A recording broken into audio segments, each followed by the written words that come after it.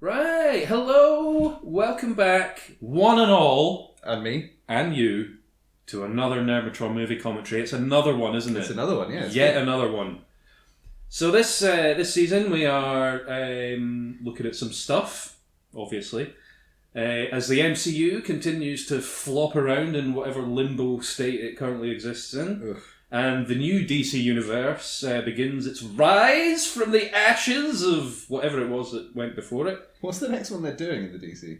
I don't know. Who I cares? think Superman Legacy is going to be the first one of the new I'm still James going. We never Gunn got to see Superman Lives. thing. I don't care.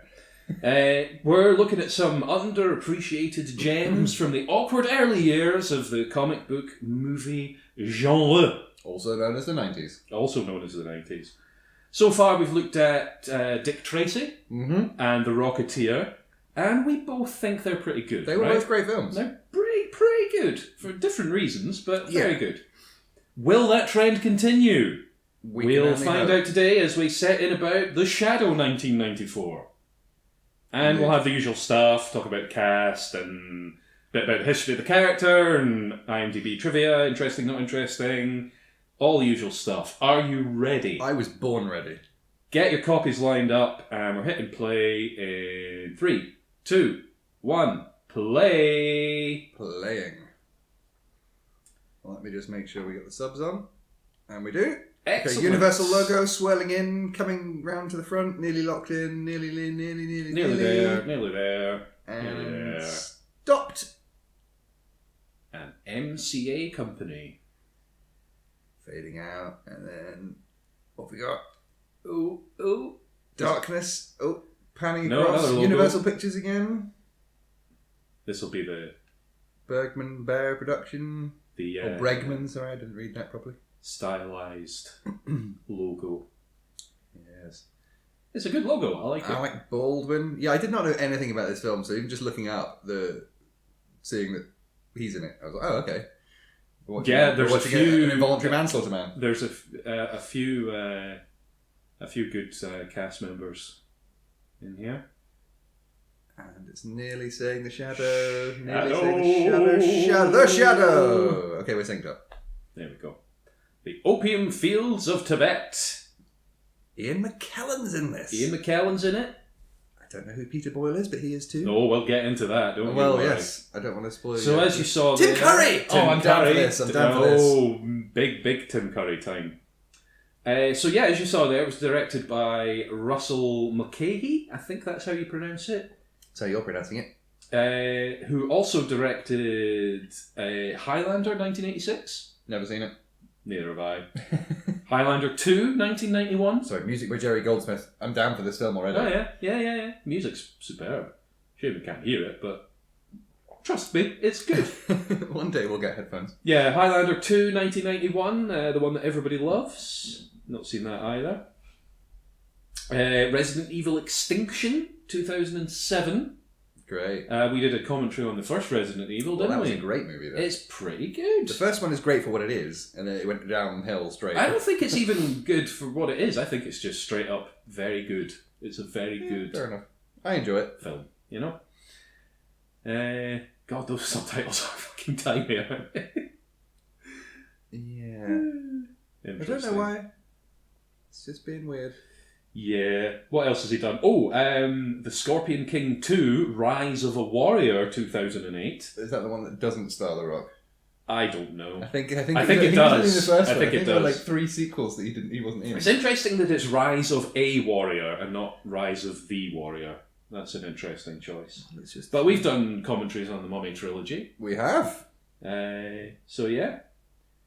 What else has he done? He's done 40 episodes of the 2011 to 2017 Teen Wolf series. Jesus. Plus Teen Wolf the movie in 2023. I'm just going to say, I know this is Alec Baldwin, but before he came out of the shadow, I totally thought it was Severus Snape.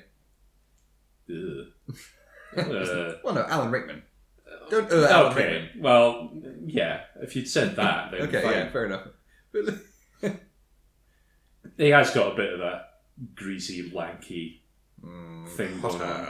I mean, that's a good outfit he's got on, frankly.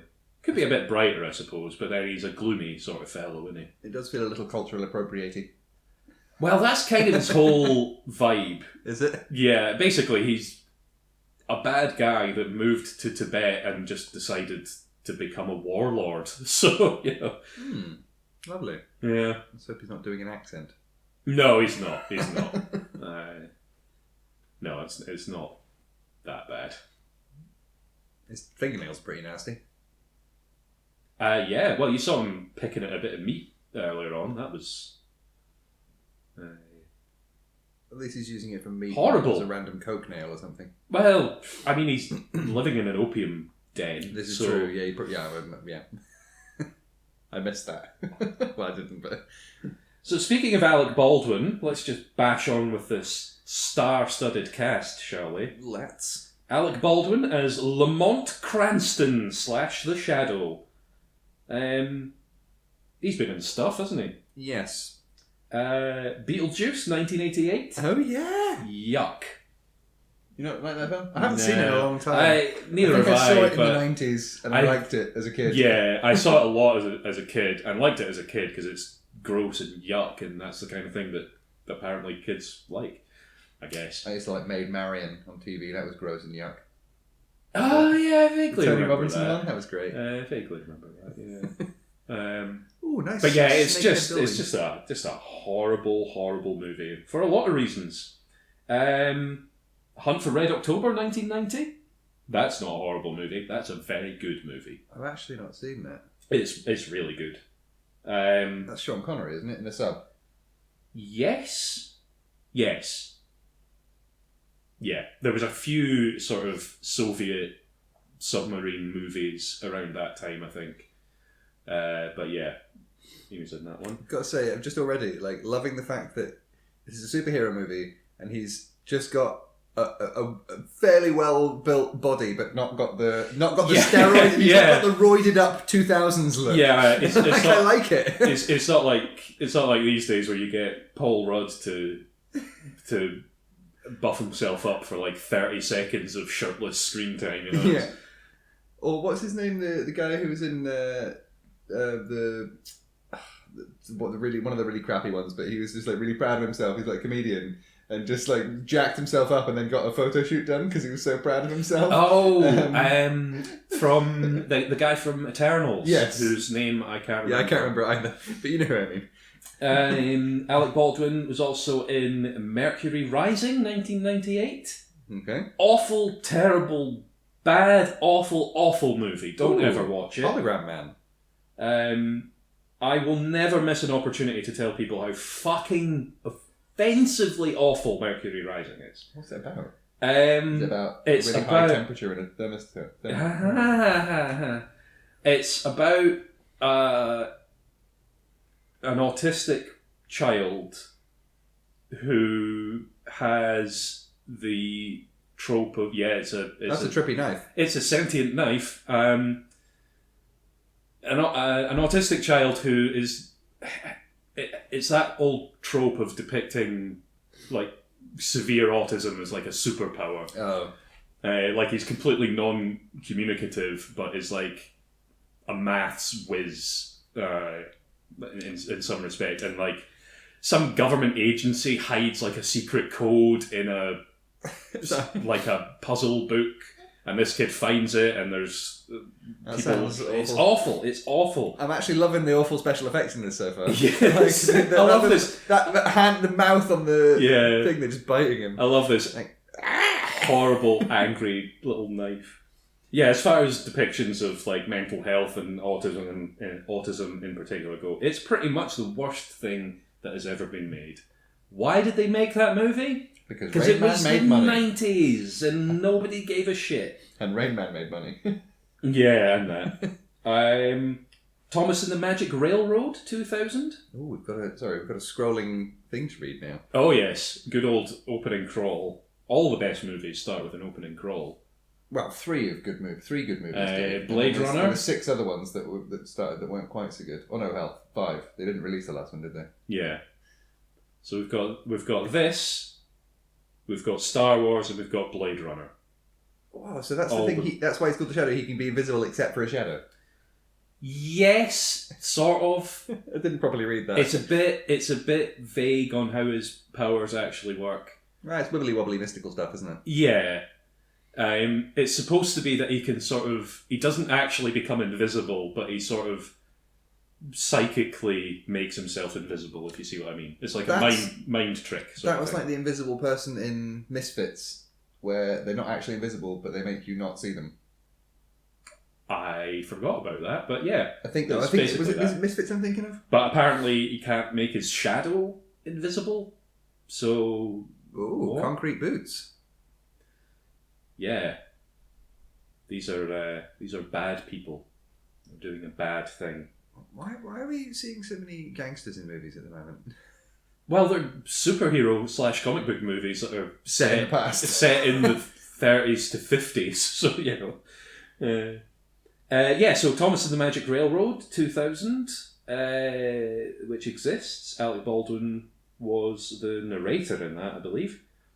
Final Fantasy, The Spirits Within, 2001. Ah, I actually have that on DVD. It's not as bad as you remember, probably. I mean, it's probably quite bad, but... It's very boring, but it's not terrible. I don't know how much it actually had related to the whole Final Fantasy series. Absolutely never really nothing. Played the game. Other than the name and a few little references, like names of characters and things.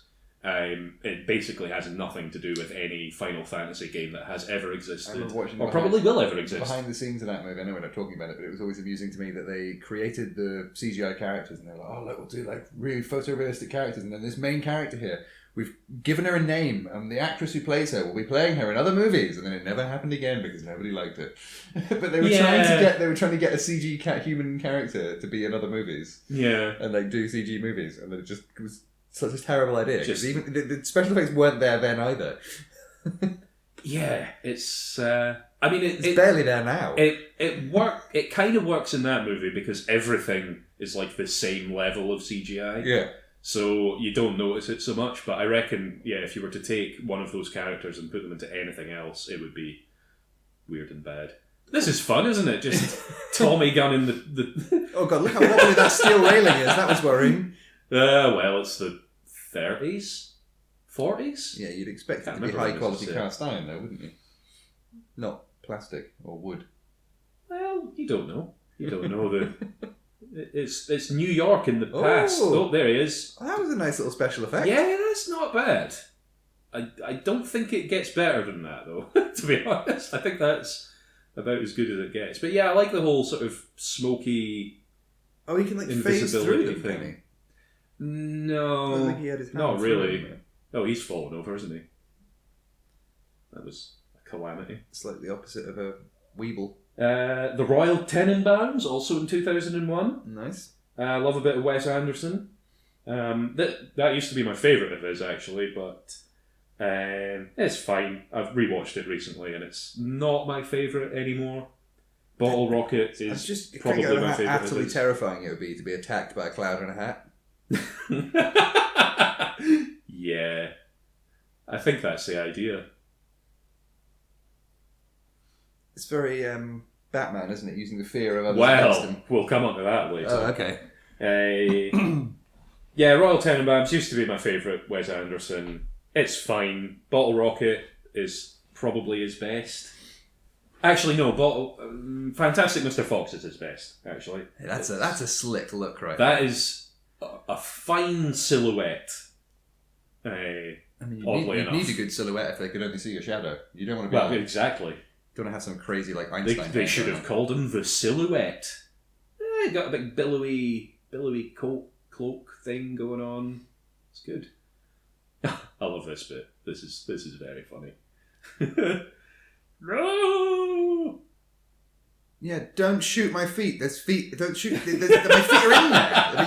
You're gonna shoot my feet. He shot around the feet. Don't be ridiculous. The shrapnel and the ricocheting bits of bullet. Look, he's fine. He's a very good shot. Yeah, obviously. Oh yeah, it obviously worked. The other thing I like about him is his shiny eyes. He's got like mirrored eyes when he's in shadow mode. Yeah, dark mode, as it were. Oh, we need to watch Darkman one day. Well, we've got a little mention of Darkman later on as well. We'll come to that. Oh, so much foreshadowing. I love it. Foreshadowing. Oh, yes! Is this the best commentary we've ever done so far? Yes. It's a bang average, I'd say. 30 Rock, he was in. Oh, yeah. I never watched that. No, I watched, sitcom, right? I watched some of it. Yeah. It was fine. I never really got into it that much. He's in some Missions Impossible. Sorry, has he got a prosthetic nose in this? Yes. I was going to say, is it Alban, or is it? It is a fake nose. Yeah. Like production-wise, yes, it's prosthetics. In terms of the character, I can't remember if it's prosthetics or an illusion. I think it might be a little bit of both. Oh, so that the people don't recognise it. Well, yeah, but I mean, you would think just having a scarf across your face would be enough. I don't know. If you're sort of mostly hiding in shadow, I don't know. You want to obscure. What I'm really worried about is that he's not actually got the scarf over his nose, so it's not going to cause any, or not going to help with the spread of COVID. Yeah. He's going to be sneezing all over people. It probably would have been fucking tuberculosis or something in those days. I don't know. But yeah, he was in some Missions Impossible, which is the best franchise. We'll debate that later. No, it's the best franchise. Fuck all your Star Wars, MCU, DC muck. Garbage. I think... MI, best series. I'm sorry, have you not seen the Stargate franchise? Or the Star Trek franchise? It's fine. They're much better franchises. Nah. Not better than Mission Impossible. In terms of consistency... Well, every film, even the second one, which is notoriously awful, it has a certain charm to it. Well, except for the fact that it's got Looney McTwatface in it. Well, yeah, but I mean, there's not much you can do about that. And he's leaving the franchise soon anyway. So that'll be exciting. Well, he'll have to, because he will die eventually. He can't actually live forever. True. Anyway, carry on. What else? The Boss Baby in 2017. Oh dear. I've just got a little note next to that, which is just why. Why? Well, there's a lot of films like that. Yeah. But then I said that about Sausage Party, and then I watched it, and it was horribly funny, and I was ashamed of myself. Yeah, you should be ashamed of yourself. It's an awful film, but I laughed a lot. How? I don't remember a single joke in that entire... Well, actually, no, I remember... It was just dick jokes. That's what was funny about it. Yeah. I was childish and I enjoyed it. Anyway, moving on. John Lone as Shiwan Khan. Okay. He plays, quote, Chinese cook in the 1976 King Kong movie. That old chestnut. He was in an episode of Hill Street Blues. Okay. He was in Rush Hour 2, 2001. Enjoyed them back in the day. They definitely don't hold up these days. No. But yeah, I don't really know him from anything other than The Shadow, than this. And he's pretty good. He plays the big bad guy in this. Look at him in James Bond mode. He cuts a fine figure, does a young Alec Baldwin. Yeah.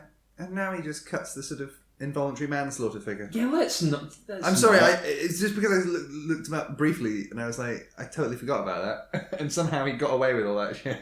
Well, yeah, because it wasn't really his fault. Well, no. Well, true. But... True. Still awful. Hence the involuntary part of it. Anyway, that's a whole... Let's not talk about that. That's a horrible thing. Okay, apologies. Who else have we got? Penelope Ann Miller as Margot Lane. Okay. She's in loads of TV stuff, Miami Vice, Family Ties, a whole bunch of other stuff. She was in Kindergarten Cop, 1990. Cool.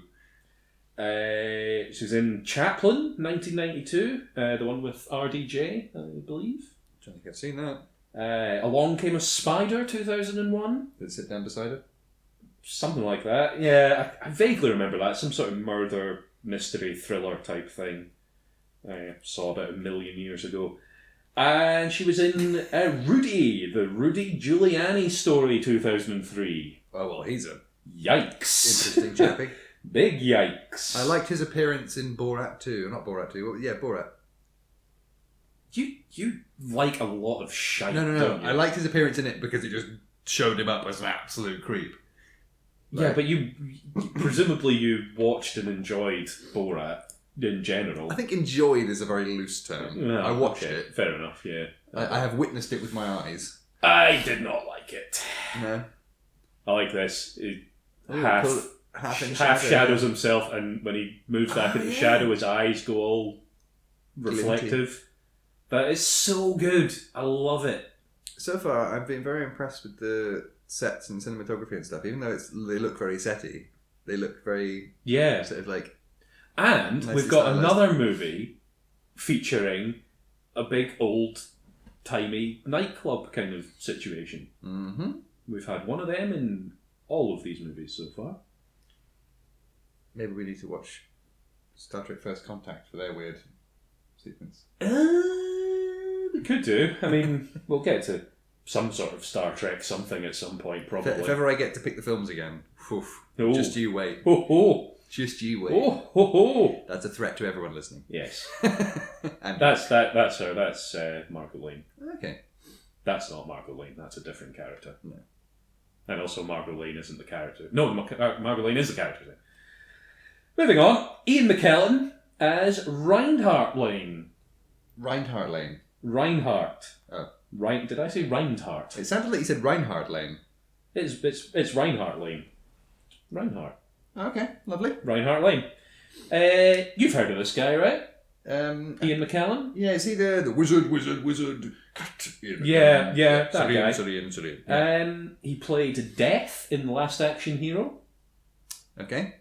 He was the Great Intelligence in Doctor Who. He was. Well, the audio, the sound of it, the voice. Yes.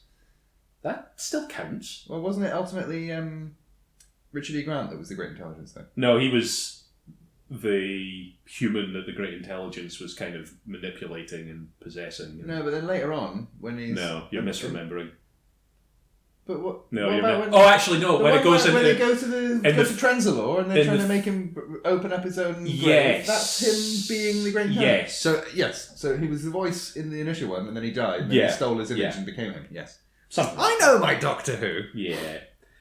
He played a very old Sherlock Holmes in Mr. Holmes 2015. Didn't know that was a film. He was Cogsworth in Beauty and the Beast 2017. Right. One of the horrible, pointless Disney I've not remakes. actually seen any of those Disney remakes. I saw The Jungle Book. I think actually I did see that as well. It was awful. And it was Bill Murray trying to do Baloo. None of it really worked. Like, good on them for trying, I guess. Actually, no, not good on them for trying. Like, what a pointless endeavour that whole thing is. And to be honest, that film is a bit problematic towards the end as well. Certainly the original. Oh, yeah. Like, not very... Yeah, I think in general it's a little bit iffy, to say the least. I enjoyed it as a kid a lot, and the songs are fun. It was probably my favourite Disney film for a while, mostly for Baloo. Because he's just a big, jolly, carefree bear that learns to be friends with a panther or something. I don't know. He was Gus, the theatre cat. Ian McKellen, that is. Was Gus, the theatre cat, in Cats 2019. Thankfully, I have never burned my eyes with that movie. I mean, I've seen various clips and so forth. And they singed me lightly. Yeah. Why? Just why? He narrates the TED TV miniseries, apparently. Interesting. Apparently that's quite good. I've heard nothing much about it, honestly. Like, Ted as a series, I watched the movies, not a fan necessarily, but I did like the fact that the second film was essentially a remake of A Measure of a Man from Star Trek TNG. That was a good story to tell. It's Seth, what's his name? Seth MacFarlane, isn't it? I don't like that guy. He's not very funny at all. He used to be. He used to be. I think it's one of those cases where he's good when he's working with other people. Who's this fireman setting fire to things? It's a fireman doing fire things. I don't know. I can't remember, actually. That's either the bad guy being You broke my favourite crystal glass! Yeah. It was either the bad guy being like, there's bad things afoot, or it was his mentor from back in the day being like, there's bad things afoot. You sure it wasn't? Basically, it was a psychic message going, there's bad things happening. And also, I've exploded your glass for some reason. A lot of interesting shadows going on in this film. Yes. Ironically. Well, appropriately, I would say, not ironically. Ian McKellen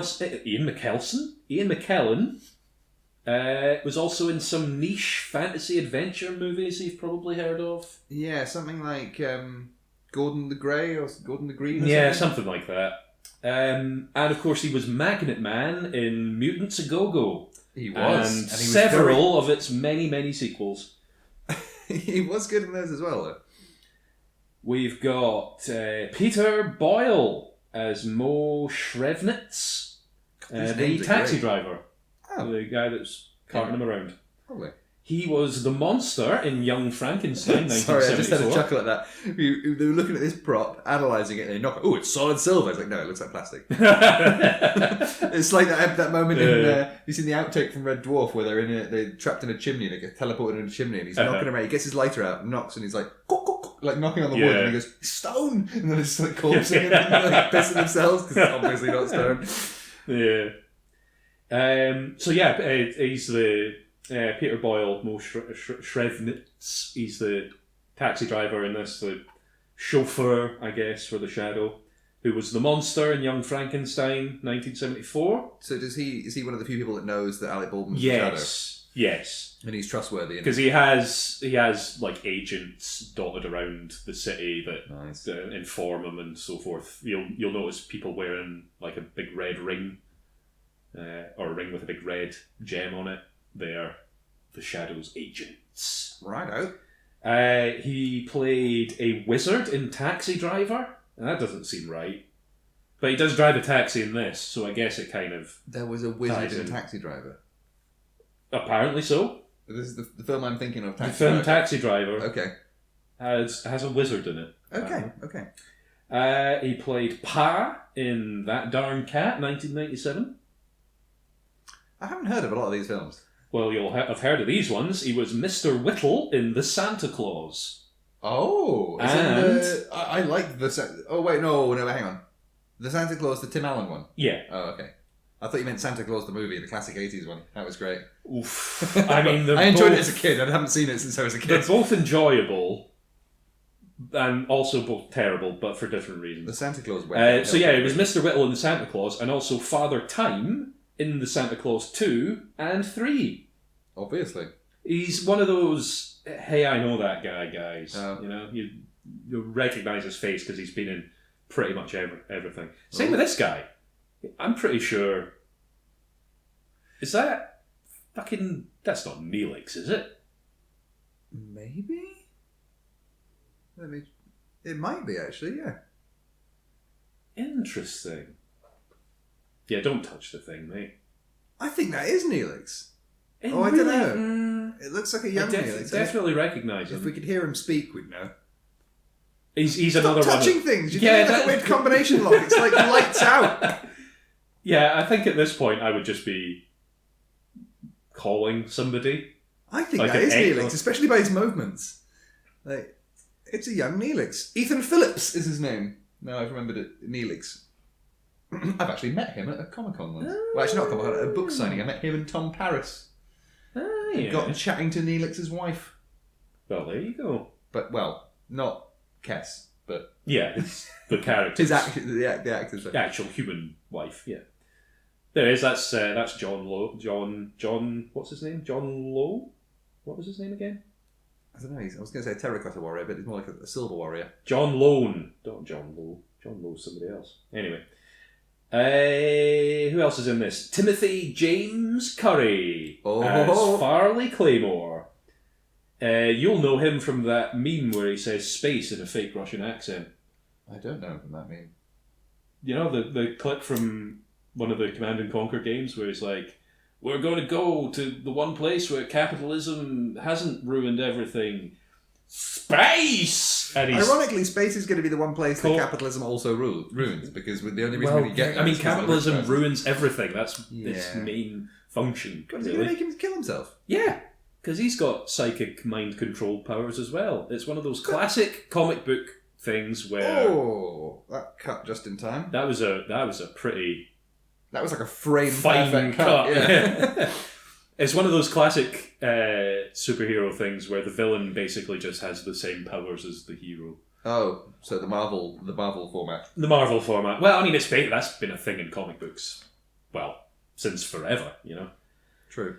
Tim Curry, what else is he in? The Rocky Horror Picture Show, 1975. Nice. I've seen the live show of that. I don't think I've ever seen the picture show. Reinhardt Lane. Told you. Not my thing, I have to say. Don't really like it. The picture show I would maybe be more into, but the live show is one of those ones where like audience participation is considered mandatory, and I'm just not into that. Don't force me to try and pretend to have fun. Oh, look. Yeah, there it is. Curry and McKellen. Curry and McKellen, attorneys at law. What else has Tim Curry been in? He was Wadsworth in Clue, 1985. Do you reckon... Whatever, I'll leave out the bad joke. Yeah. I haven't seen that.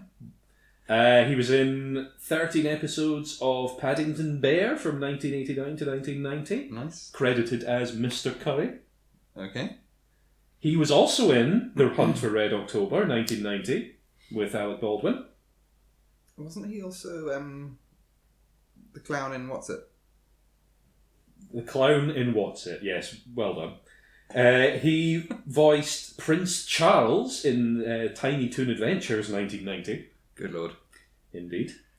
He was a robot clown in Batman the Animated Series, and he also recorded some dialogue for the Joker before Mark Hamill got the job, and you can find recordings of that on the old YouTubes. Well, I think he actually was the Joker for a thing, wasn't he? Don't think Mark Hamill wasn't always the Joker. I think Tim Curry maybe did it for like an episode or two, and then Mark Hamill took over. I don't really know the full story. God, he's sleazy. Well, that's in this movie. Tim Curry plays sleaze very well. He does.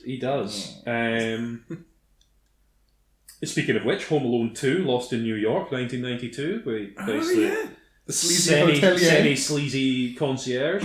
Although, to be fair, he is right. Look at the vintage Pepsi bottle. That's awesome. Yeah, that's pretty good. To be fair, the concierge in Home Alone 2 is absolutely correct. Well, if anything, he doesn't do enough, because he should have been called the police immediately and said, "There's an unattended child here. Can you get it sorted, please?" I mean, technically, yes, he should have. That was also the lawful there's thing an unattended to do, child here using his parents' credit card. Yeah. But, I mean, they don't find out about that right away. That's the thing. True. As soon as they find out about it, then that's when shit hits the fan. But yeah, if I was that guy, I would just be like, well, just let the kid have the whole holiday, have the hotel room. Who cares? You know? Fair enough. He voiced King Acorn and Keeper of the Time Stones in the 90s Sonic the Hedgehog cartoon. Ooh. Now, there were two of those. There was The Adventures of Sonic the Hedgehog, which was a bit more cartoony and sort of Looney Tunes-esque. And there was Sonic the Hedgehog, which was a bit more serious and had a bit more of a sort of continuous story running through it. Tell me, which is the one where they had the magnificent poetry at the start?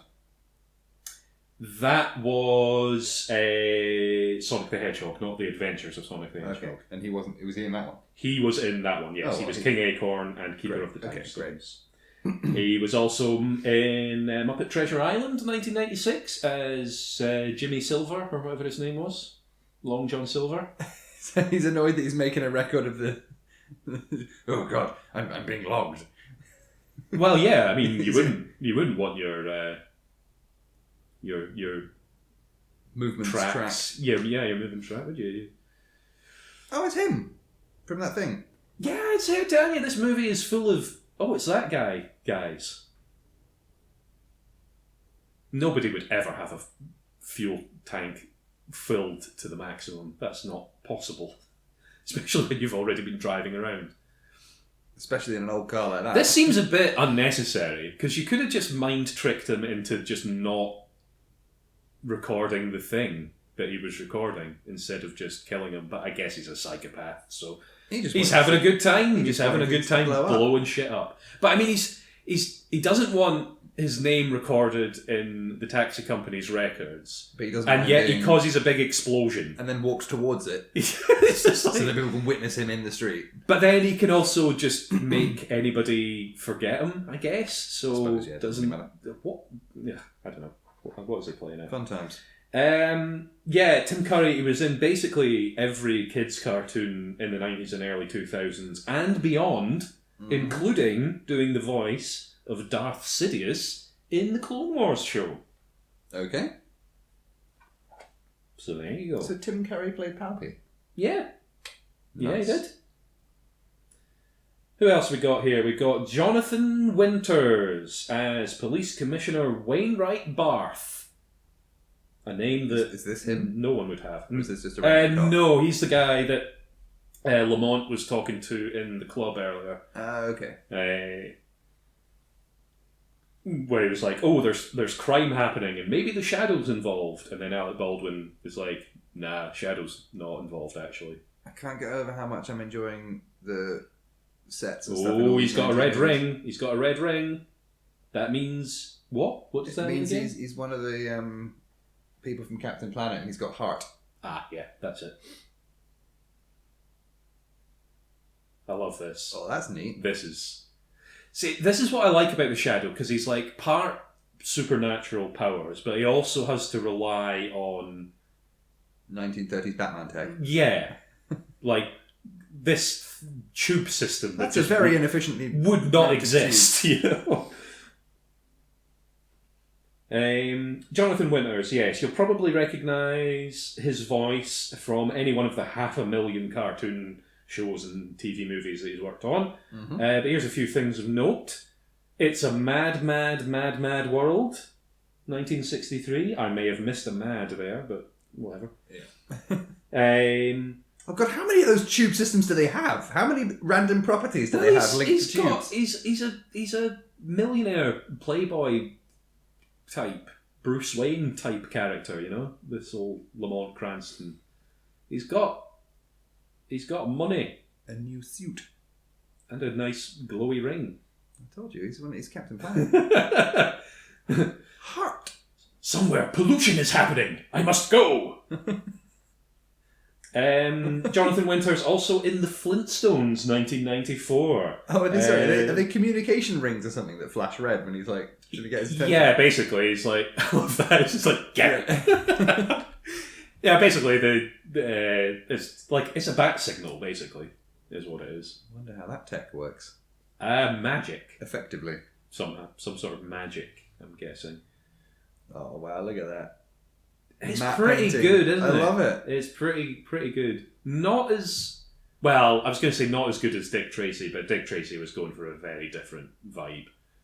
I mean, it's not a bad... It's not bad. Though. It's pretty good. You can tell that stuff behind him. Yeah, Flintstones, 1994. You remember that? The one with John Goodman? I do remember that. As Fred Flintstone and recall Rick liking Moranis it at the time, but I don't recall whether it's... I don't know whether it's been good in hindsight. Anyway, he was the grizzled man, or a grizzled man in that. I don't know what that means. Look really. at that secret entrance thing. Yeah, again, how does that work with 30s technology? There you go. Cogs, they've thought of everything. Hopefully somebody's in there maintaining it every now and again so it doesn't get all jammed up. Yeah, you'll have maintenance people going about. Who are sworn to secrecy so they don't reveal the fact that he's crazy. Well, yes. Well, that's what he does, is he saves a person's life and then he goes like, well, I've saved your life, now you owe me your life. I know where you live. If you tell anybody about this, I will kill you. He's got a Farnsworth. A video phone in this time period. Yes. Bizarre. Have you not seen Warehouse 13? No. They have little portable ones that Philo Farnsworth apparently invented years ago. Well, there you go. Somehow they work, but it's not. Jonathan Winters was also in The Smurfs 1 and 2, 2011 and 2013 respectively, as Papa Smurf, and he also voiced Grandpa Smurf in the Smurfs TV series. Great. So there you go. I like this as well, how the villain is just like, I know everything about you. I know where your secret lair is. I know who you really are. Let's just get down to business, shall we? It's very I good. don't think he is the last descendant of Genghis Khan, because isn't it true that so many people are descended from Genghis Khan? We'll get onto that later. Oh, really? Well, a little bit, yeah. He got about that Khan guy, didn't he? He did a bit, yeah. Quite infamous. We have also Sab Shimono as Dr. Roy Tam. He's the guy at the start that had his feet in the concrete. Oh. His IMDb page is about as long as I am tall. Which is quite tall. And I am notoriously somewhat tall. Somewhat, yes. Few things of note. Teenage Mutant Ninja Turtles 3, 1993. He was Lord Norinaga. Okay. I rewatched that recently, actually. Any good? It's not good. It's not as bad as you think it is. It's not as... It's probably better than the CG monstrosities of more recent years. It's not as culturally insensitive as you might expect for that type of movie at that sort of time period. It's weird and there's a lot of odd stuff in it, but it's not terrible. He was in Westworld, 1990. Westworld? Waterworld. I like Waterworld. Waterworld, 1995. That's an underrated film. Elder. I think it's rated. I enjoy that film. I think it's rated about exactly right, to be honest. It's a cult classic. He voiced the Emperor in Samurai Jack. Okay. He was in Legends of Tomorrow for an episode. Oh. He was Uncle in the Jackie Chan Adventures. Okay. And was in Seinfeld, he was in ER, he was in X-Files. He's done pretty much everything. Was he in TNG? I don't think he was, actually. Okay. No. Next up we have Brady Suratan. Brady Surutani. Surutani? Yep. Surutani. I'll go with that. As Tulku. The guy at the temple at the start with the knife thing. Okay. I don't know why I've noted this guy, actually, because he's literally only got 3 credits on IMDb, and 2 of them are things that I've never heard of. So, there you go. What was the thing you have heard of? This. Skip next person then. James Hong as Li Peng, a servant of Tulku. You saw him at the start. He was the guy that was going into Lamont's place at the start. Okay.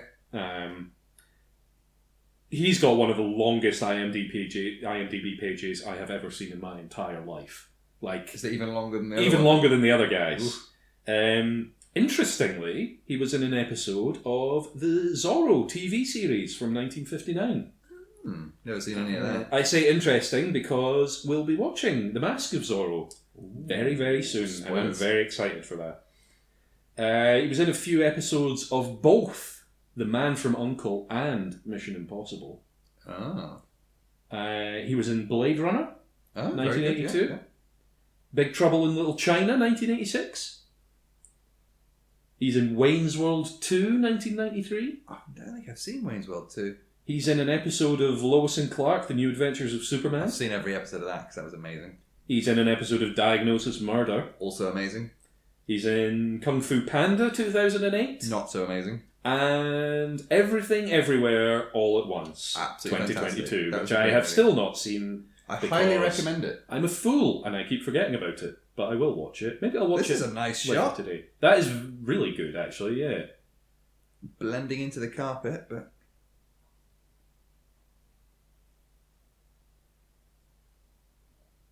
this is without the sound. It looks a bit like a music video.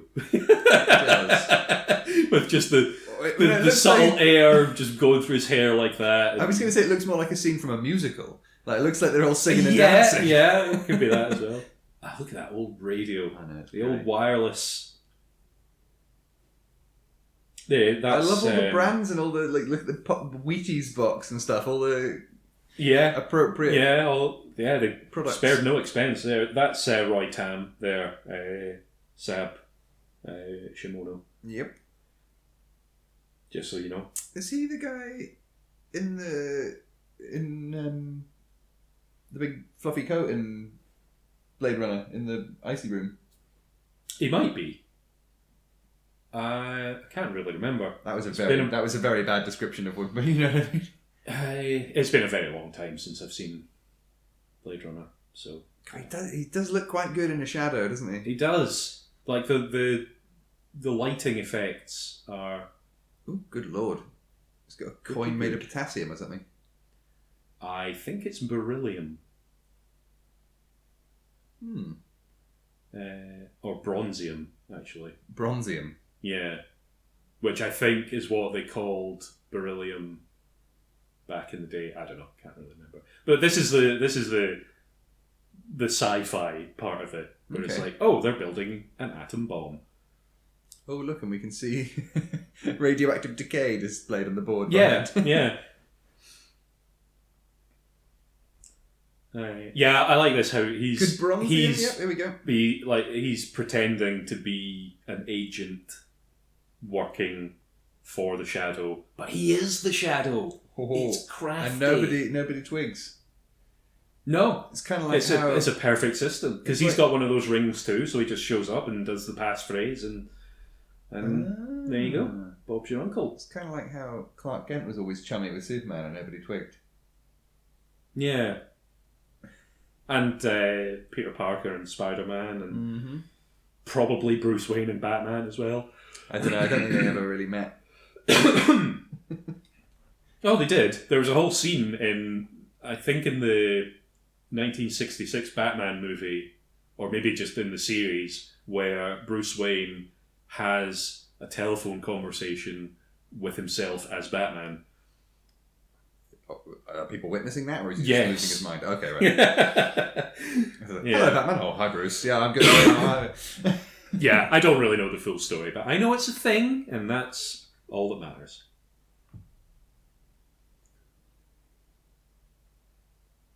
So yeah, they're just chatting about how to make bombs. How to make a bomb.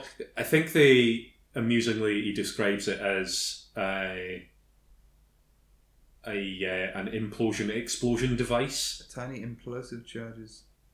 Well, I mean, that is kind of how you do it, isn't it? That's how you make. Yeah. It's just they don't have the term for an atom bomb yet because it's technically not been invented at this point in time. Not for a while. But this guy's inventing it. This guy's getting right in about that. That's a very small atom bomb for the earliest atom bomb. Yeah, you would think it would. You think they're more like car size? I mean, they can't really make atom bombs that small these days, can they? I don't know. I mean, probably. You see how small mobile phones are getting these days? That's janky. That's very 90s CGI. That looks like the early ILM stained glass man. I was just thinking of that. Yeah, from Indiana Jones, Young Indiana Jones Adventures or whatever. Reinhard Lane. Janky contacts there. Reinhard Lane. It's very Batman, this shot, isn't it? It's very Gotham. Well, yeah. There's probably a very good reason for that. Is it the same sets?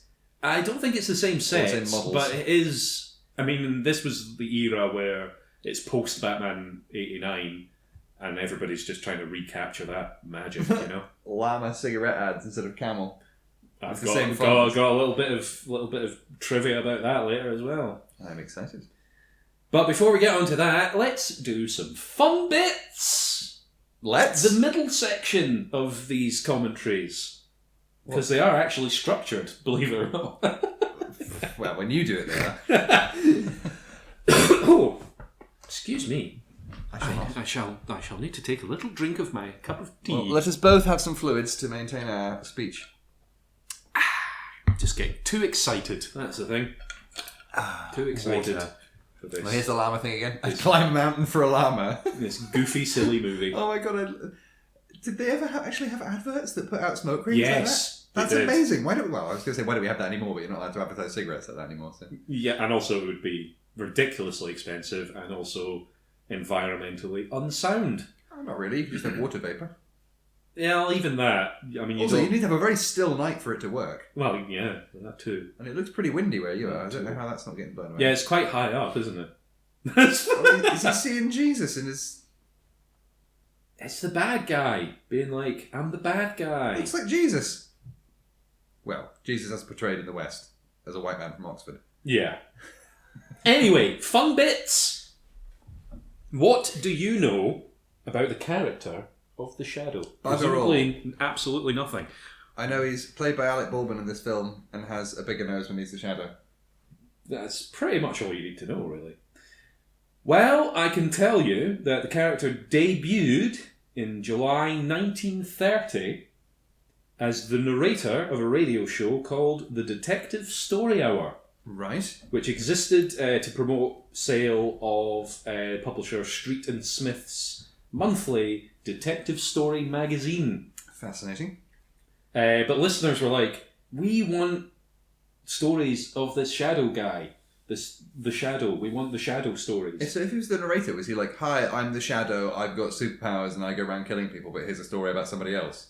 I don't get it. Well, no, it wasn't even that fleshed out at that point. It was basically just, I'm the Shadow, here is today's adventure, and then goodbye, that was today's adventure at the end, that kind of thing. Fair enough. It wasn't actually a character, it was just something that they could have. They had to kind of introduce and sign off. A narrative device. But listeners were so captivated with the depiction that they were like, gimme Shadow stories. I mean, they were pretty starved for entertainment back then, I take it. Well, yeah, probably. And so, Street and Smith said, okay. And they did. And they launched a new publication called The Shadow Magazine, which went on sale on April 1st, 1931. Ooh. Interesting that they would choose April Fool's Day for some reason. How long has April Fool's Day been a thing? When did somebody decide April Fool's Day was a thing? Since like pagan times, I think. Oh, really? I think it's a pretty ancient tradition. It's like most of it. It's like one of those things where it's like... Well, Christmas is all about the pagans. Well, yeah, exactly. And or the solstice. There'll be different sort of versions of it, like around the world from various cultures at various times and that sort of thing.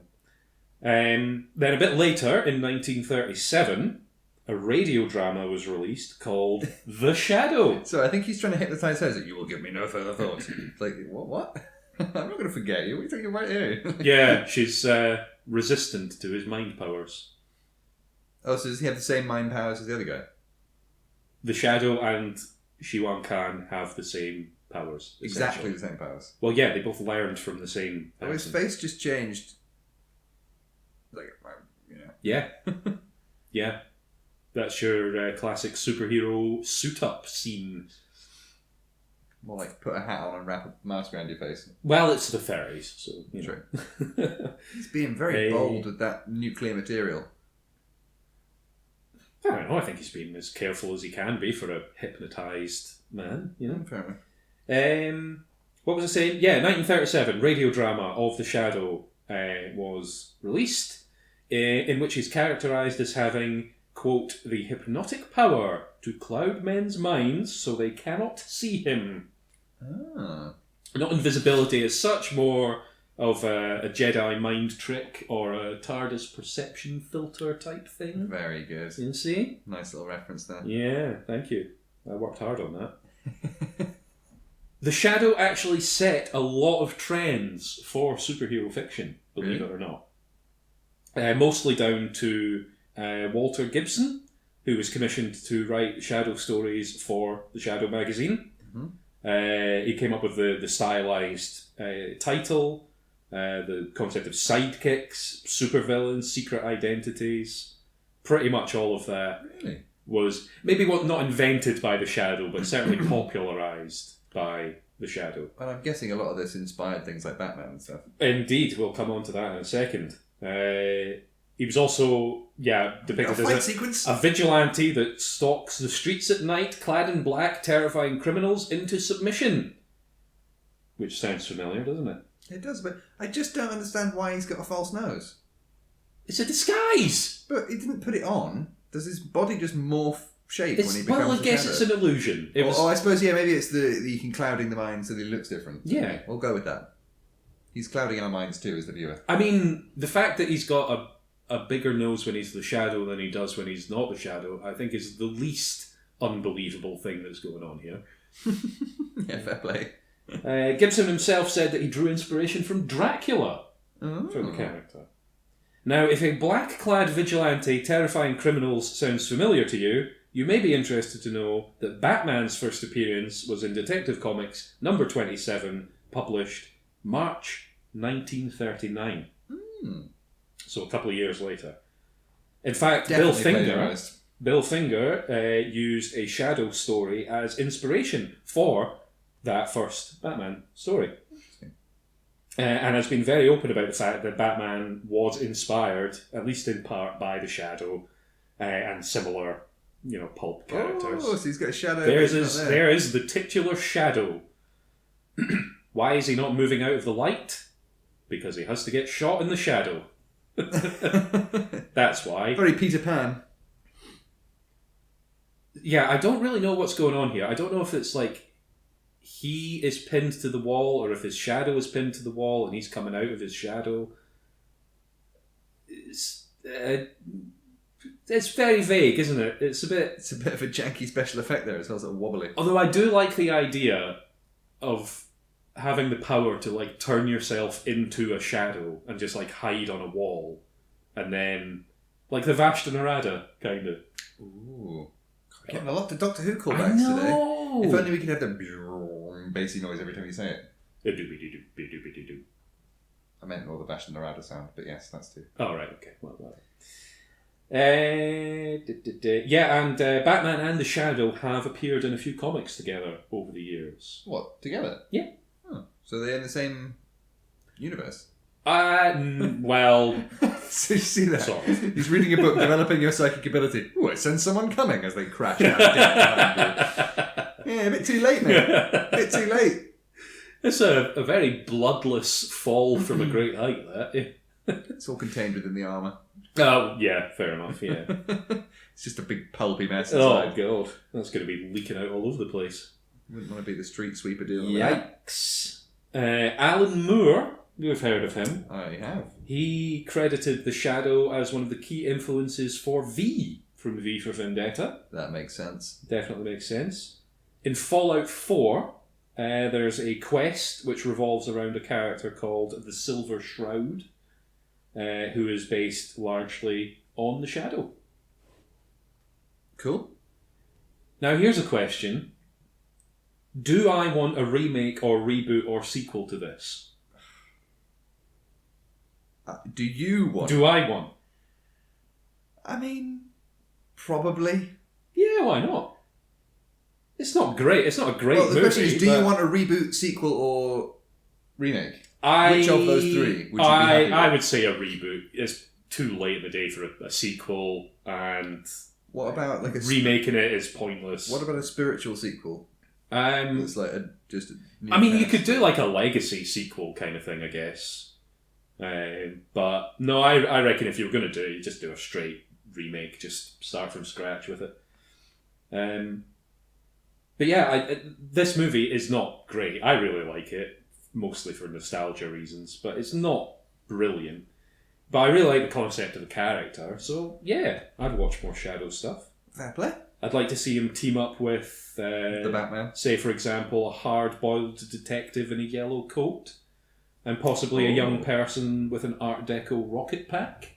That'd be fun. Perhaps they could assemble into some sort of league that fights for justice, and maybe the odd bit of avenging, perhaps. That sounds exciting. Sounds good. I don't think anybody's ever done that before. Yeah. Take note, Hollywood. Yeah, we're giving you some great ideas. Yeah. So many crossover opportunities. Yeah. So, So he Khan got shot in the shoulder, but actually didn't. He just grazed him, so he's all right. Yeah. Does he have any healing abilities? Or No, he's other than his psychic powers, he's just a regular, incredibly wealthy human being. You think he'd commission some stab-proof vest or something? I don't think they had Kevlar back in those days. Oh, they didn't have nuclear bombs. No, you either. shot a mirror, you fool. God, never send a hypnotised woman to do anything because they're not really aware of what they're doing and not able to kind of think around problems and difficulties that arise because they don't really have their mind. So it's not a good plan. But yeah, Khan hypnotised her. And all it took was saying her name to snap her out of it. Well, maybe a bit of Jedi mind trick action. I like how he's just trapping her. As far as she knows, he has kidnapped her. And he's just like, no, you're not leaving. And then he says, I want you to leave right now. She wanted to leave a second ago. He's a bit inconsistent, isn't he? Mercurial.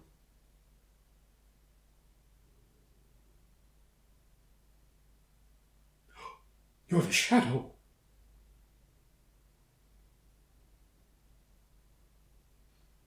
He's a bit creepy, isn't he?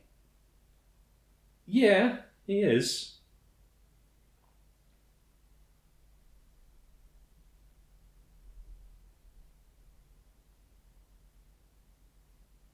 I really wish those subtitles were bigger. You're struggling to read them? Yeah. Right. It doesn't matter. I know, I've seen this so many times. But...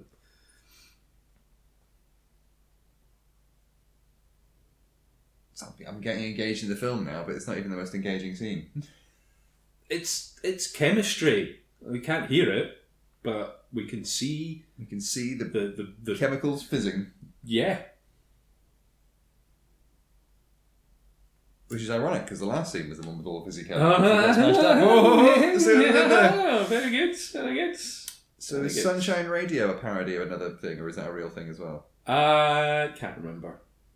I did see something about that, and maybe I've written it down, but maybe not. Like they're even copying his using a taxi as a well, they probably shadow mobile. They probably don't know how to drive, so they probably need someone to drive. I don't know. I mean, pretty much you didn't need to learn how to drive in those days. You just bought a car and... Really? Yeah, there weren't really any driving tests and things back then. You didn't have standardised controls in your car for a while, though. I reckon most of these guys probably would have learned to drive because they've probably got trucks and jeeps and stuff. Do you think if I teleported you back or time travelled you back and dumped you in the middle of New York in the 20s, you'd be able to drive a cab? I could figure it out, probably. Okay. I mean... Maybe. They're not that much different from cars these days. We'll see. Pedals, levers, wheel... That's all you need to know. I don't know exactly the timeline, but certainly like the Model T and stuff like that, early cars that had completely different controls. You would be pressing all the wrong pedals because you wouldn't know. I mean, I wouldn't get it right away. There would be a bit of a learning curve, but grindy gearbox noises. I understand the basics of how to operate an automobile. It can't possibly be the fundamentals. Can't possibly have changed that much. Yeah, fair enough. Right, shall we do some IMDb trivia bits? We shall. Are they interesting or not interesting? That's or not question. interesting?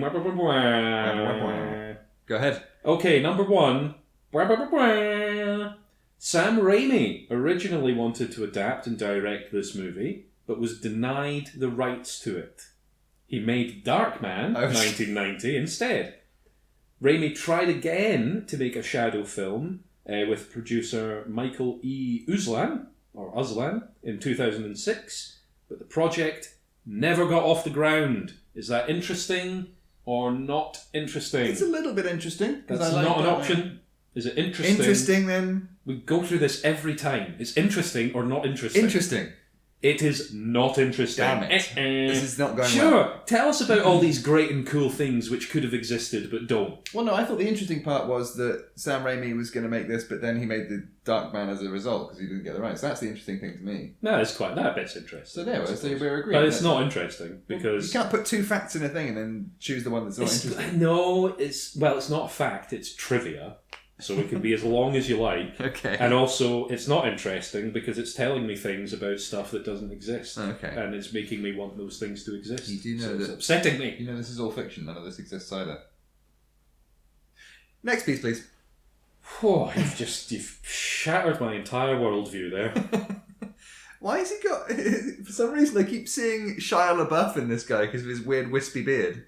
Oh, don't say that. What a horrible thing to say about somebody. Oh, look, he's got the angry knife. That knife. Yeah, we have history. I like... Alec Baldwin's got a lot of like little sarcastic quips in this. Like when Shiwan Khan first shows up, he's like, "Hi, I'm Lamont Cranston, and you're a barbarian." It's quite good. Why does he keep trying to pick up the knife when he knows it's going to just run out of his hand and try and stab him again? Because that is the thing that his character has to overcome. It's a bit Mjolnir, isn't it? You've got to be in sync with it. Yeah, it's the thing he's got to figure out how to do to complete his powers and become a Jedi Master or whatever. I don't like that line. He said there's no light without shadow. More that there's no shadow without light. Oh, yeah, whatever. Oh, mind powers. With his mirror eyes. Oh. That was a bit rude. Shoot him. Oh, they're going to shoot bullets out of the air. Oh, nice. Very good.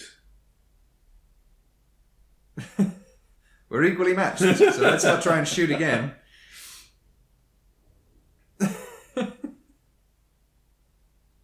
Yeah, I like how he just doesn't even bother to try to do a backflip out the windows. He's like, nope, not happening. I can run quickly down the stairs. It'll be fine. That's good enough. Follow that motorbike and sidecar. Or rather, tail them. That's a better turn of phrase. To the Batmobile. I feel like they're really speeding up the footage here because they would have looked so slow if they were driving at real speed. I'm pretty sure these cars could barely go much more than 40. Batman, the Shadow. Right. IMDb trivia bit number 2. Go ahead. The billboard of the Smoking Man is a parody of a real one that actually blew, quote, smoke rings.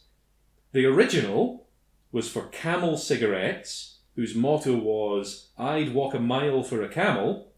The Llama cigarette motto parodies this with, "I'd climb a mountain for a llama."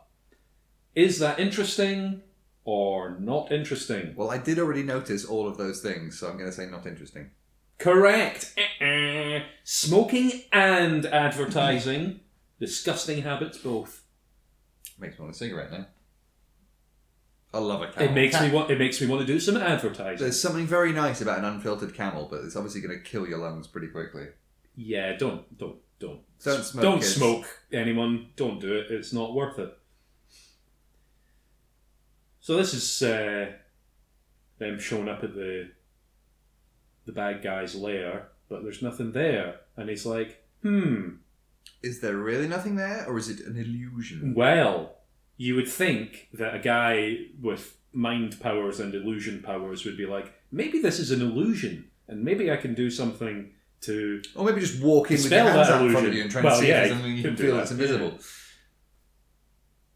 Illusion doesn't really stop physical objects from being there, does it? Well, yes, that's kind of the whole thing, really, isn't it? Yeah. He's got a very Batman living room, hasn't he? It's very Batman-esque, isn't it? It is. Well, or is Batman very Shadow-esque? I think it's that way. It's that way around, really. Although technically, this is filmed after the Batman movies, so the visuals that they're sort of deriving, they're probably just shared sources, really.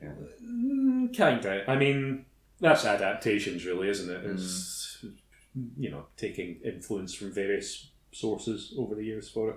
Taking liberties. IMDb trivia bit number 3. I'm excited. Go ahead. When Shiwan Khan and Lamont Cranston first meet, their dialogue about where Cranston purchased his tie is a spoof on product placement during the radio airing of The Shadow. Is that interesting or not interesting? I think that is actually a little bit interesting, so I'll say interesting. You're right, interesting. Yay! Ding! I'm getting points this Isn't week. capitalism fun? It's hilarious. It's great. So funny. What's happening now? Just lots of intense They're emotional stares. They're having some close-ups, aren't they? This is the freaky dream sequence, I think. I love this bit. I'm just imagining somebody waggling a stick in front of a light there to get the shadows. Yeah, probably. Probably as simple as that. Close your window. It must be freezing in there. Is it billowing curtains? Doesn't seem... Looks great, but doesn't I seem bet like your a good central idea. heating's not that fancy in those days.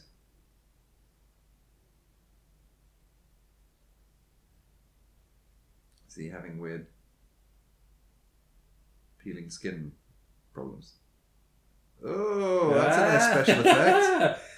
That's awesome. Oh, I like the cut there. That was quite a clever cut. Yeah. And another one. Oh, maybe not. That was one. That was definitely one. Yes, peel your face off to reveal somebody else's face underneath you. Oh. That was very Mission Impossible.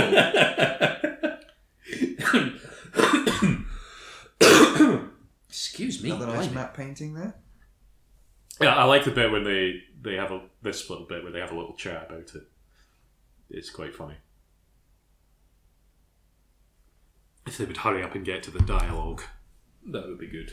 Good morning. Good morning. Oh God, I dreamed. Yeah, did you have the same dream as I? I did, because it was pretty freaky. Where I Yeah, peeled what my did you face dream off. about? Yeah. Well, I was lying naked on the beach. Yeah, mine was a lot less fun. I peeled my own face off, Yeah. and I was somebody else underneath. Basically, that's what it's like. It's just like, I dreamed I peeled my own face off and it was a different man underneath.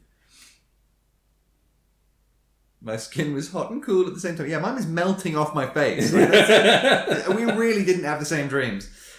Oh, glad you had a wonderful dream. I had a bloody nightmare. Cheers. Oh my God, he literally said exactly what I said. You have problems? Yes, I know. I'm aware of that. Yeah, he's got some pretty major issues. That's okay. You can stay. Okay. Does this guy just have a cupboard full of women's clothes? Yes. That's weird. Well, I mean, whatever, I guess, but... Who's Rose? His dead wife or something? I don't know. Oh, and we get a nice silhouette shadow of her getting undressed because it's a movie and we have to have sexualize Because women. it's the 90s. Yeah. And that's how we did things in the 90s. Shall we, while this is transpiring, shall we do trivia bit number 4? Yep. During a discussion about the power source of the atomic bomb or implosion-explosion device, beryllium spheres are mentioned as a trigger power source. I know where this is going, and I love the film Galaxy Quest. Beryllium spheres are also the power source for the NSEA Protector in Galaxy Quest 1999. Is that interesting or not interesting? I was going to call it out earlier. I'm going to say interesting because I love that bloody movie. Ding! Yes, interesting. Good movie. Do you think they're the miners? Yeah, they're tiny. No, miners, not miners. By Grabthar's hammer. What a savings. Oh, it's so good. It's a great movie. We should do that one. We should. I'll be picking that one if I get to pick next. Spoilers. I should be writing these down. I don't think we'll forget. That is a cool hat. Well, actually, It looks probably quite quite a warm hat, Yeah. actually, yeah. That's a less cool hat. Does it say HMS Texas on it? Something like that. That is quite a blatant matte painting as well. Like, look how flat that is behind him. Yeah, but it's kind of obscured enough, and there's enough else going on that you don't really notice. I noticed it immediately. Yeah, but you're looking out for that sort of thing now because we're doing a commentary. If you were just watching it, you probably wouldn't. Who's this guy? I know this guy as well. Yeah, he's recognisable as well. I don't know who he I is. feel like he's been a secondary character in a lot of things. He's another one of those. That guy from that thing. It's one of those guys things. I like the fact that nobody's like grabbing onto him. Yeah, and he's like, stop me. Even though he's like being hypnotised into doing it because he was rude to that guy. Oh, he's fallen off another matte painting. Splat He crash. just bounce off the side of the building there. I love that how it just transitions down from that to then just walking down the street. It's very funny. Brilliant sphere. That is actually crazy. When was Galaxy Quest out? Not long after this. Well, I just told you, 1999. Oh. Well, when was this out then? 1994. So yeah. Not far away. Beryllium was obviously on people's minds in Hollywood in the 90s. Obviously. Nice leopard print thing going on there. Hopefully no leopards had to die for it. In those days, they Probably. definitely would have had to kill an actual leopard, yeah. Oh, I like this spherical building thing. It's a big tank of some description. Paint's a bit blistery on the door there. Need to put some rust protection on. A little bit. He's back. Look, it's old Timothy Curry. Back once again. Where's the brilliant theatre? You're inside it. I don't know.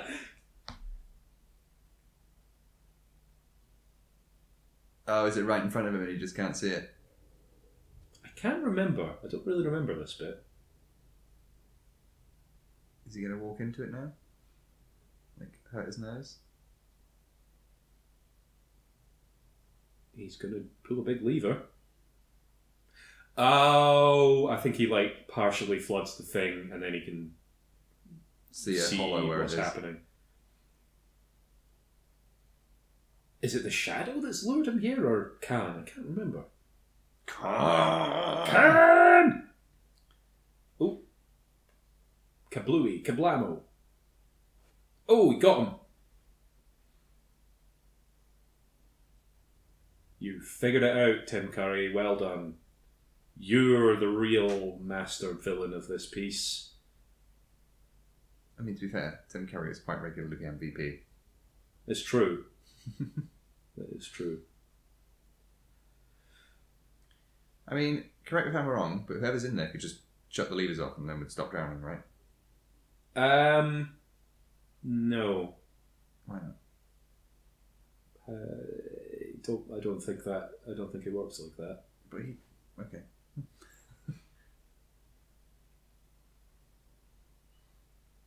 He could probably figure out something, but maybe his guns don't work because they're all wet or He could whatever. probably just shoot out the window and then pull that metal rod out the way. Probably. I mean, there are lots of things. His guns in the water. That'll do. Lots of things that he could be doing right now that he's not. He could call for help with his psychic powers. He's got some time, you know. He's trying to pull the levers. He thought about it.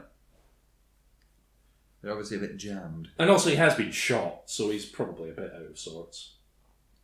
So anyway, next bit of trivia. Oh, actually, he does psychically call for help. Thought of everything in this movie. Well, that was a very Sam Raimi shot. It was, actually, yeah. God, she just got kicked in the brain. That filled up really quickly. Jeez, oh. Yeah. Well, you're fucked now. Yeah. Right, trivia bit number 5. Yep. Oh, he's going to breathe air through the bullet holes, is he? Not a bad plan. It's not terrible. Yeah, trivia bit number 5. Philip Josie Farmer's books Tarzan Alive and Doc Savage, His Apocalyptic Life hint that the Shadow's girlfriend, Margot Lane, is the sister of Superman's girlfriend, Lois Lane. Except Lois. Margot Lane debuted on the radio in 1937. Lois Lane debuted in the comics in 1938. Oddly enough, Margot Kidder played Lois Lane in films. That's just... Is that interesting? No, or that's not just interesting? a vague coincidence with people's names. Not interesting. Not interesting. As you say, that's just coincidences around some common names. Whoop-de-doo. Well, I don't know many people called Margot, but yeah. Well, not these days, I suppose, but I think in those days it probably was a bit more common. No, you're going to go back in and try and find your rest of your gear and your guns that you just ran. He's got spares, probably. He's rich. Of course he's got more than one outfit and multiple firearms.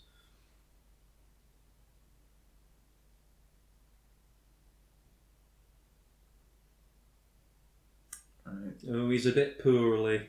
He's having a bit of a cold. He needs a hot bowl of soup and a good night's sleep. Hot bowl of soup sounds quite good. I wouldn't mind one of them myself, actually. Oh, his powers are going Fritzy. haywire. Why has he gone all opium denny again? Because it's a Oh, jeez. psychic mind power dream thing. All that or flowing something. fabric's a fire hazard. Yeah, I think the ring of fire on the carpet is also a fire hazard. True. Right, what's the next fun bit of trivia? Well, first we have to watch this Flashback sequence. flashback of brutal murder taking place. Anyway, yes. Where are we up to? Number 6? I think so. Number 6, yes. Do the noise. Trivia bit number 6. You go for it. The opening credits incorrectly list Advance Magazine Publishers, Inc. as the creators of The Shadow. The version seen in the movie was originally created by Street and Smith Publications to promote its detective story magazine in 1930. Is that interesting or not interesting? I mean, it's interesting that they put the wrong bloody credit on. Yeah, interesting. Ding. You probably should have checked that. Yeah. Somebody didn't do their due diligence. Yeah. They fucked it, is what they did. It's a bit mild than that. More of a sort of knee in the groin.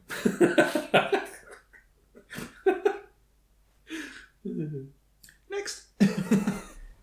Next up, we have trivia bit number 7. There's an atomic bomb if ever I've seen one. I've never seen one. That's not the trivia. The trivia is this. In the first museum scene, as the director is walking towards the loading docks, he passes a skeleton of what appears to be a unicorn. The first sight of it... I did see that. Yeah. Well, I saw the shadow of it. It just looked like a dinosaur with a horn on its head. Mm-hmm. The first sight of it is the shadow on the wall behind him. Yep. And then he passes. You can clearly see what looks like a horn attached to the skull of what looks like a horse. I thought it was a dinosaur. This is not correct. The skeleton is actually that of the dinosaur Iguanodon. I said it looked like a dinosaur. When first discovered in the 1820s, the skeleton was incomplete. And it was thought that the Iguanodon had a horned nose. I think I've heard of this. It was later found that this was actually a spike on the thumb. This skeleton is trying to capture that misunderstanding. Is that interesting or not interesting? I think that's moderately interesting. I'm going to say interesting. It's not interesting. Why not? Why is that not interesting? I wonder how many people noticed or cared. I literally noticed. Although pretty much no one has seen this movie anyway. I pointed it out. I said, "Look at the cool shadows." It's like a maybe I didn't say it specifically, but there's a horny dinosaur. Also, what a bizarre thing to reference in your supernatural comic book movie. Just seems a bit odd. You think it's okay? Fair enough. But I mean, era appropriate or whatever, I suppose. Oh, I like that little transition there. The little spire. Good. It was like not quite. It was like an iris transition thing. Yeah. Very nice. Not an Irish transition, more of a... Well, no, it was a swirl, but it was a curved swirl. Yeah, It was like an aperture, almost. sort of. Oh, well, that's aperture and iris, yeah. basically the same thing, isn't it? It was like one bit of an iris movie. Anyway. It was a transition. It was. It was a more Let's not interesting focus on transition than some movies that are notorious for having transitions. Any in mind? No, I don't know what I'm talking about, actually. Fair enough. Just saying words at this point. Speaking of words, trivia bit number 8. Go for it. When Shiwan Khan introduces himself to Cranston, he says he is the last living descendant of Genghis Khan. Again, you touched on this earlier. Yeah, clearly bollocks. As of 2005, it is known this is grossly incorrect. Not just incorrect. But they didn't know at the time. Grossly incorrect. Okay. Based on DNA data of 2003, about 8% of men living in Mongolia are related to Genghis Khan, or roughly 0.5% of the male population of the world. That would translate to approximately 5 to 6 million descendants in 1930.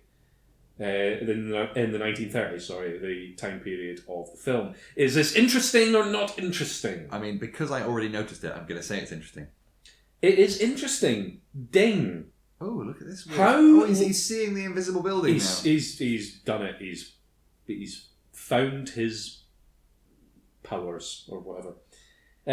Yeah, how like a despot to make such a bold claim for themselves. Yeah. And you could get away with that back in the day. Because they didn't have DNA. Didn't have the internet in the 30s, so anyone could claim to be anything, and you just have to believe them.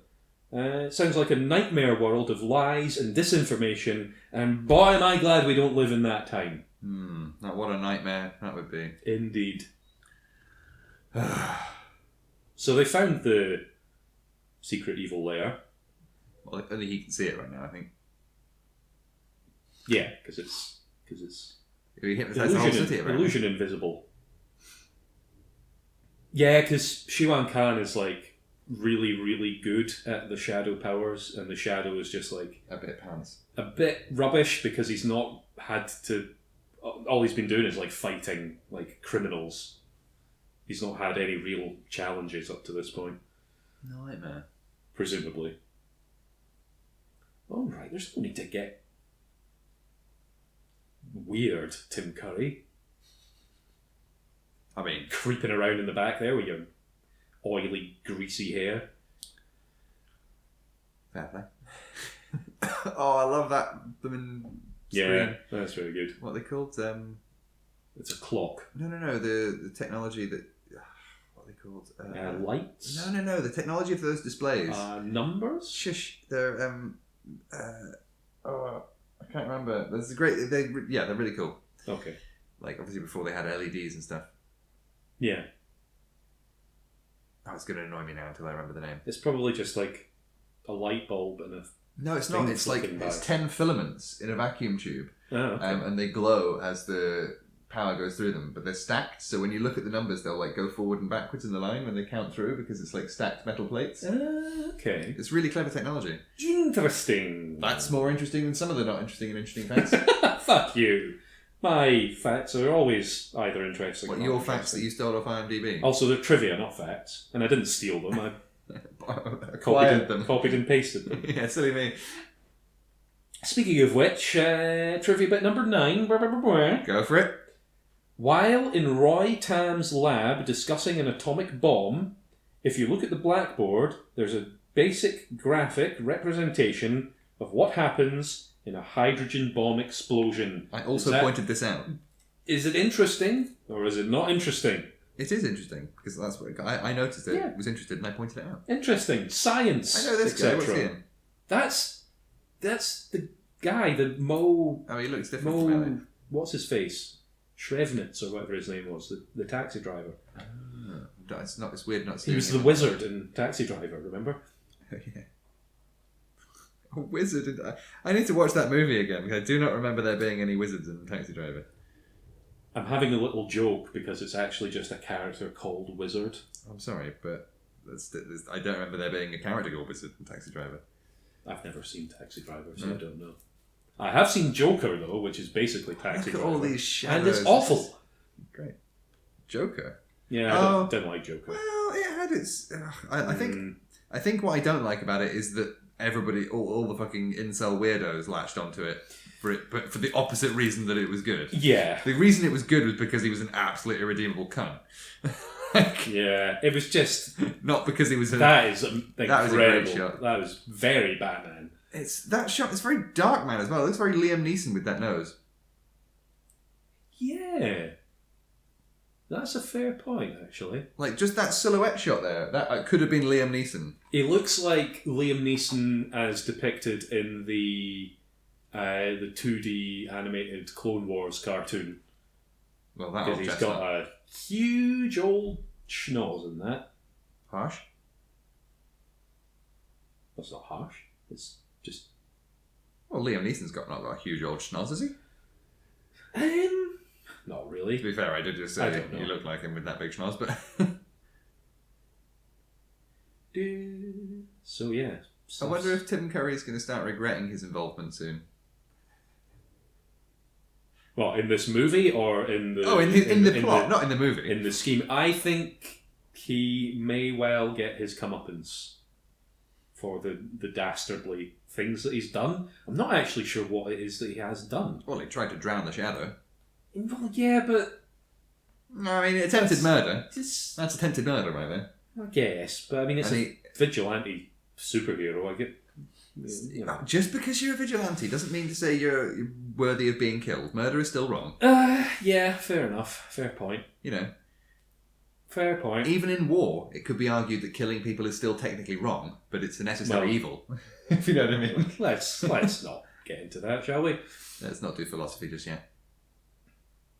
War is bad, man. This is good. Freaking him out. Being all like, boo, I'm the Shadow. But you can't see me. See, his Shadow's getting shot. His Shadow got shot before and he got pinned to a wall. And now his Shadow's getting shot again and nothing's happening. I'm curious what the bullets are sparking off when that's like plaster and it's not shattering. Well, maybe they're sparking off his Shadow. Maybe that's the thing. Maybe he's... Oh, has he got a bulletproof Shadow? Psychically, magically... So he's got a bulletproof Shadow, but not an arrow-proof Shadow. Well, I think because he's kind of unlocking the full extent of his powers, he's sort of learned how to make his Shadow bulletproof, I guess. Or God, he's good at looking evil, that man. And insane. Look, he's so look at the sweat on his brow. Look at him. Is that real sweat, or has somebody gone... I don't know. He is a hell of an actor, so I wouldn't put it past him. But he does do creepy and weird and bug-eyed crazy very well. Talking about good actors, you know the sequence in American Psycho when what's his name, Batman, is in it. He apparently can sweat on cue. So he was like in that whole sequence when he's like looking at the business cards, he just like induces his own sweaty face. That's a skill. Good skill to have, really. Yeah, his mind has completely... I think there's a lot more bullet casings on the floor than that gun would have held. I disagree. How many did you get in a Tommy gun? Like 50 rounds? I don't know. What am I, a Tommy gun expert? I don't know. To be fair, I'm basing my knowledge of Tommy guns off Call of Duty World at War. Ooh. He landed right on that coffee table. And ruined it. Who was that swoosh for? He did a big swoosh of his cloak. And who was it for? Oh, it's Mark Heap in Green Wing. When I go around the corner, does my coat swish with the dramatic sense of a lamb? Yes, it does. Oh, good. I love the scarf over the shoulder. It's such a good costume. Just all black with that little dash of red and... The one thing that sort of freaks me out a bit is that he looks so cool, he's got this, and then he pulls out guns like a gunslinger in the Wild West, and it just kind of looks it's a bit of a juxtaposition. I love it. I love all of it. Oh, it's knifey time. Oh, is he going to start learning how to befriend the knife now? Oh no, he just stabbed him. Well, maybe he'll get there eventually. You know. Some very red blood. Yeah. Whee! Doesn't look very sharp. I don't think it would need to be. I suppose it's moving fast enough. You see people getting impaled on rebar and stuff too. He's just getting chucked around all over the place. Question is that floor actually moving, or is he imagining that? No, I think it's actually moving. I think he pressed a button and it's... Oh, we can see his full face without the mask on. He does look like Liam Neeson when he's... And there you go. It is a face illusion. There is no prosthetics going on there. Oh, so it's an insect knife with 6 legs as well as a fork. It's just a magic knife. It's just whatever it needs to be, you know. Oh, they're getting in sync now. Looks like it. They're having a moment. Oh maybe no. not. They're having a fight. That would be pretty horrid, having to fight a psychotic flying knife. Especially as that knife, I bet it's not been cleaned since he's been stabbing everyone else. He's getting blood poisoning right now. Yeah. And in the 30s, that's a death sentence, pretty much. It's not great these days. But at least you've got modern medicine. Oh, he's doing it. Is he doing it? He's doing it. He's using the Force. Hey! Now you're a he's Jedi. He's vibroblading it. Another Star Wars moment then. Yeah. Right, last trivia bit. Trivia bit number 10. Are you ready? I am very ready. Ahem. The movie's shadow character is a combination of the radio show and the pulp magazine versions. The elements from the radio show are his ability to become invisible, the appearance of Margot Lane, and the establishment of Lamont Cranston as the Shadow's actual civilian identity. Right. The pulp magazine elements include his costume, his network of agents at his disposal, and his twin semi-automatic pistols. Is this interesting or not interesting? I mean, not interesting. Correct, it is not interesting. Because that's usually how adaptations work. I mean, you take all the source material and you bring it together into something interesting. You take bits and pieces and you redo it. Bobs and pieces. Shut up. I like how he's just not bothering with his disguising. I mean, I suppose you wouldn't really at this point. You would have to concentrate on it, and I like that he's going about without his scarf and cloak. It's a good look. I mean, he does cut a fine silhouette in that jacket. He does. Everybody's cutting a fine silhouette. Who's this guy on the right in the That's fucking Mo. That's the taxi driver. No, but was he in another film that we saw more recently? I feel like I've recognised him from something else, or maybe. Well, like I say, he's one of those. Has he got shit on his face in Dick Tracy? No, no, I don't think so. No, like I say, he's one of those. Hey, I know that guy, guys. Peter Boyle. He's been in everything. Nixie tubes. That's the name of the display technology in those things. They're Nixie tubes. Oh, okay. They're basically like vacuum tubes. Mm-hmm. High voltage, like glowy elements. Very fancy stuff. Oh, that's a nice little. Oh well, you fucked it there, Gandalf. Well done. Do you not know reconnect the wires you just cut? That'll help. Well, it did, sort of. Oh dear, what a calamity this is. You could just see this being set to like Benny Hill music. Why would you make a spherical bomb? Well, at least give it some legs to stand on or something, or a flat bottom. Because then you don't have the scene of it rolling down multiple corridors somehow, as if it has a mind of its own. How have they lost it? I know, yeah. My God, it's upstairs. It's gonna. Well, now you've got the Indiana Jones thing to chase after. You could have just stepped aside and not have to throw yourself off the balcony there. I don't think any of those pratfalls were intended there. I don't think any of that was scripted. And that was a very ineffective barrier. Yeah. Uh-oh. It's not like you can just drop it down the shaft and let it go off, because it would wipe out the city as well. Oh, so, yeah. Oh, dear. Oh, dear. Don't both of you stand on there, Jesus. Well, she's got to be involved in the scene somehow, you know? Just yank them all out. What's the worst that can happen? You got 4 seconds. Yeah, at that point, you'd be like, either I die or I do whatever. You just, like, tear things out. Red or blue, red or blue. Oh, and she found the green one. Oh, is he colourblind? Oh, yeah, I think it is, actually. I think that's... Oh, they probably could have led with that, or not coloured them awkward colours. Also, he built it, so surely... Surely he knows what colour the wires are. Yeah. I don't think you can get a job as a nuclear engineer or whatever if you're... Well, I suppose nuclear engineer... Certainly not a pilot. No. Oh, and it turns out those glasses they developed for colourblind people, that's a con. Doesn't really work. I didn't even know that was a thing, but yeah, there was a thing a few years ago on the internet where you saw all these like people on the internet, oh, I'm colourblind, put them on, oh my god, I'm seeing colour for the first time. It's like, no, you're not.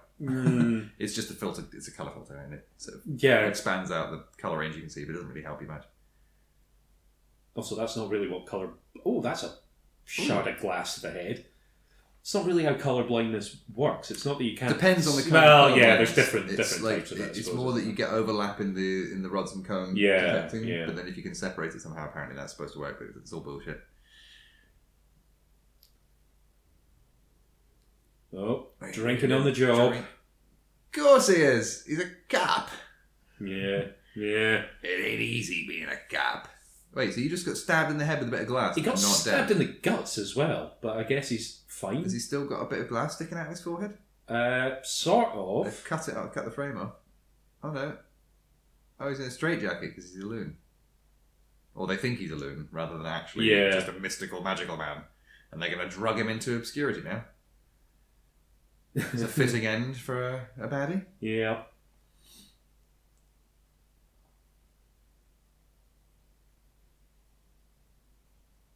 Look into my eyes. My eyes. No.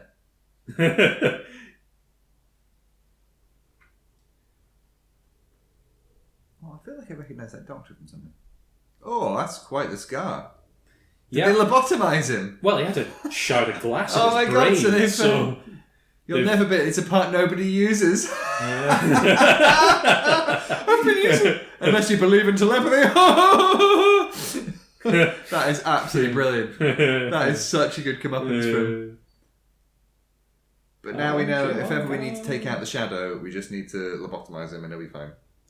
I think that would probably work for most people. Oh, he's got one of the rings, so he's he knows the story. So not only did he save him, he actively lobotomized him in an unnecessary procedure to remove the telepathic part of his brain. So possibly. That's medical corruption right there. Yeah, it's not great, is it? But, you know, that's the 30s for you. I know this is a movie, but, like, this...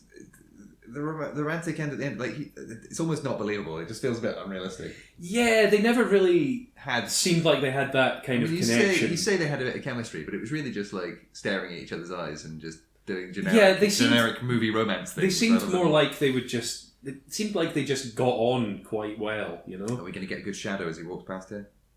I hope so.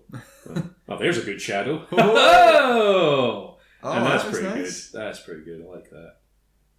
No. Because the shadow knows. Oh, is that a reference to his nose? No, that's a reference to the thing that he used to say at the end of the stuff that he used to narrate. So there you go. Well, that was the movie. The Shadow, everybody. That was pretty good. It's not the best one that we've seen, but it's probably its moments. Not going to be the worst one of these films that we watch. Is The Phantom awful? It's not great, no. But maybe not as bad as you remember. So, yeah. Let's see how we go. I think that was... It was Ethan Phillips. Nelson was Neelix. You're right. You spotted him. I can spot a Neelix a mile off. You know? He was also uncredited in Star Trek First Contact as the man in the holographic environment saying, you're going to have to ask you to leave because you're not dressed right and stuff. Yeah. What a good movie that was. Well. And what a good movie The Shadow was. I really like that one. As we say, next up it is The Phantom. It is indeed. So join us next time for that. And for now, we'll just say goodbye. Goodbye. Cheerio.